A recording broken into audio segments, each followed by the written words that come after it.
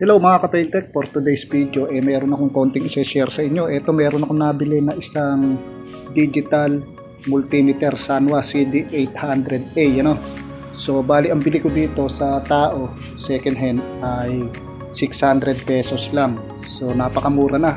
So chinek ko, legit talaga, original na Sanwa mga idol. So ang problema dito ay yung display niya mga ka-Paintech. So ayan, kung nakikita nyo at mapapansin nyo, malabo na. So bubuksan ko yung unit. Ayan, binuksan ko na kasi wala akong tagahawak ng camera. So papalitan natin ng polarized film mga ka-Paintech.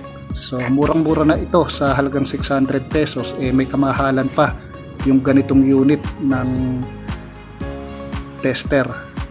So ayan yung loob niya. Ayan talagang umangat na yung polarized film niya sa katagalan na. So bali meron naman akong stock nito, in-order ko sa online. So mura lang yung polarized film. Hindi pa siguro umabot ng 100 pesos. So ayan, babakbakin ko na yan, papalitan na natin ng bago mga ka-Paintech.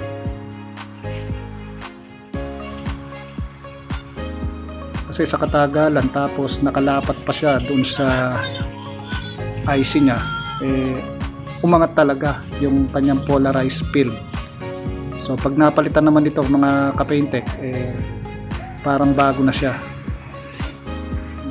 Ito nga pala yung in-order ko sa online. Maraming bubbles yan, bali 2 layer naman yung pinaka aalisin nyo dun sa polarized film. So hindi ko na naipakita sa video kasi walang tagahawak ng camera. Ayan, napalitan ko na siya. Make sure lang na malinis yung binakbak nyo na polarized film, saka lilinisin nyo mabuti yung pinaka glass nya. Konting ingat lang at baka mabasag. So bali ang ginawa ko is nung nabakbak ko yung polarized film, pinunasan ko ng paint thinner para malinis na malinis yung kanyang glass at para pagka nagdikit okay.